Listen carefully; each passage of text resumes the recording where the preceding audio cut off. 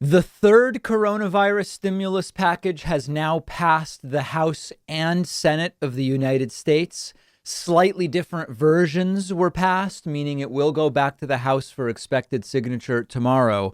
But most notably, the third coronavirus stimulus package passed the U.S. Senate with zero Republican support. Not a single Republican senator voted for getting money to more than 80% of Americans and getting them some stimulus during this once every 100-year pandemic situation that we currently are facing.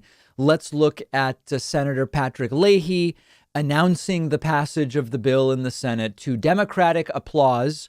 And I would say Republican silence. It actually looks like Republican absence altogether. Take a look at this. No senator wishes to change their vote. If not, the yeas are 50, the nays are 49. The bill as amended is passed.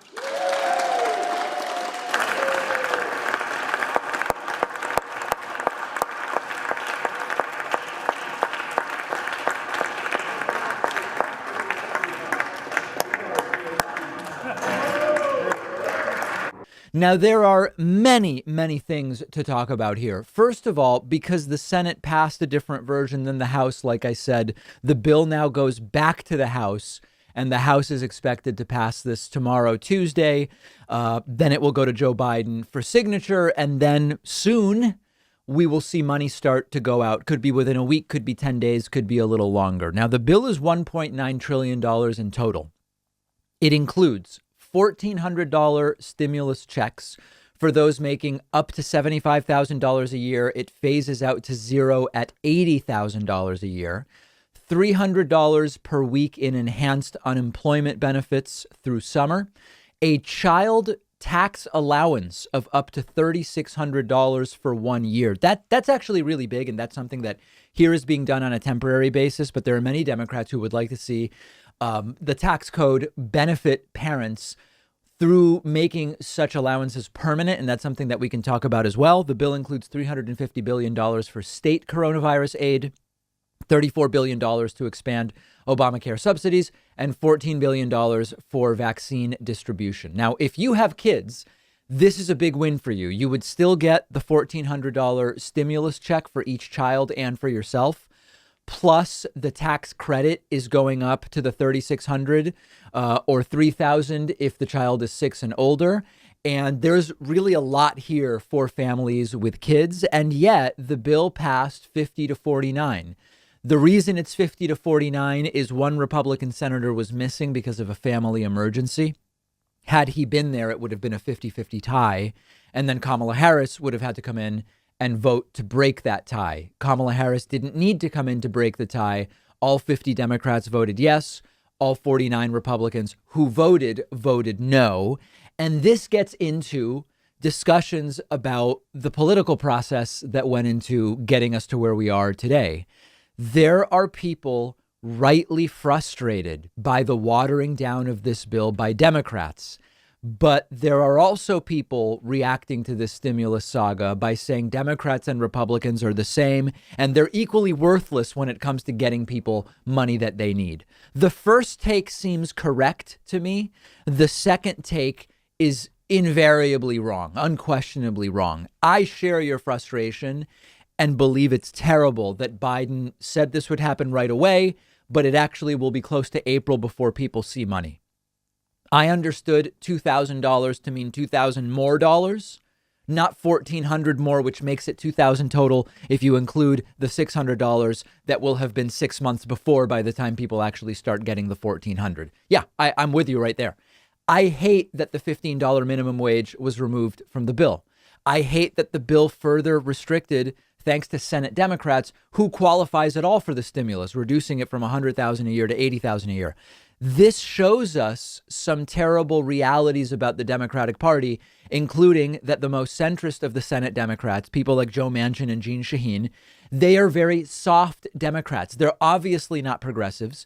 And while they are Democrats, they're not Republicans, they are Democrats, they're very different than what you and I might say is the type of Democrat that we want to see in the U.S. Senate. But it's important to remember for those, like there's people mad at the parliamentarian because the parliamentarian said you can't include the $15 minimum wage in the bill, but Kamala Harris could have done an override. Remember that even if Kamala Harris overrules the Senate parliamentarian and says we are putting the $15 minimum wage in the bill, then you look at the Manchin vote and likely some others, and you don't even pass the bill at all, and no one gets money. So there is a huge critique of the Democratic Party to be made here, and it should be made, and we've been making it, which is that lots of these Democrats aren't very progressive at all.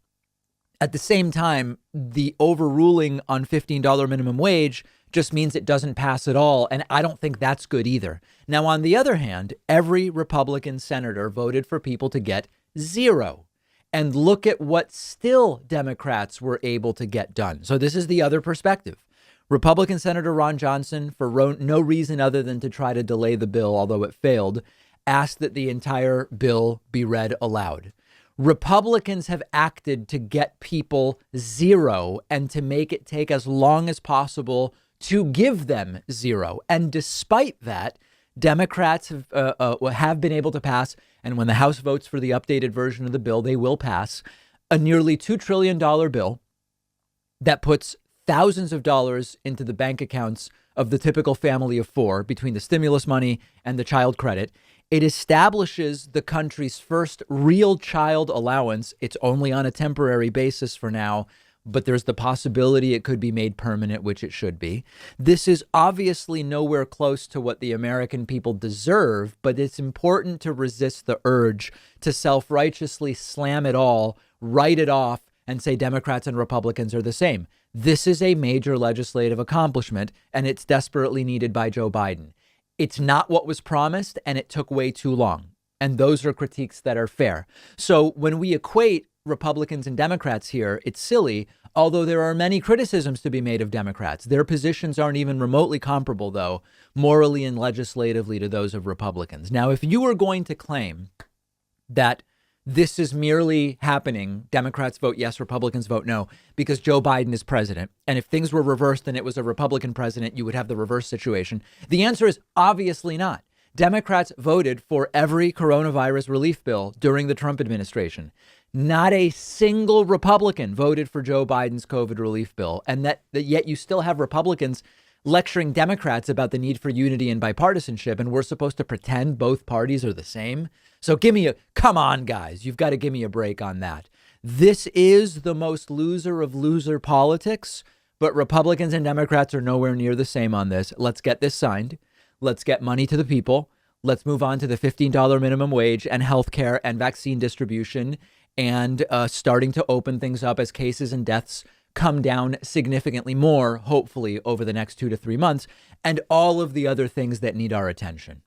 If you ever feel like you just don't have enough time to read all the books you want to read, you have to check out one of my favorite apps called Blinkist. Blinkist takes thousands of popular nonfiction books and distills each one down into an ebook or audiobook that you can get through in just 15 minutes, where you're getting all the key takeaways from the book.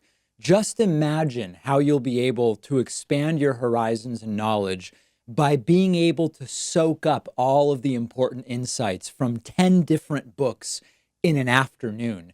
Obviously, it's perfect for exposing yourself to a new book you otherwise wouldn't have time for, or you can use it to revisit a book you've already read, or use it to preview a book before you buy the full version and read it. I recently read A Brief History of Time, of course, by the great Stephen Hawking. This is a book that I have been aware of for so long, and other things got in the way, and it was fantastic to check it out on Blinkist. Blinkist has books on politics, philosophy, science. They have 27 different nonfiction categories, and a subscription is only about $8 a month, and you get the entire library. But you can try it totally free and get 25% off a subscription when you go to Blinkist.com/Pakman. I've put the link right underneath this video.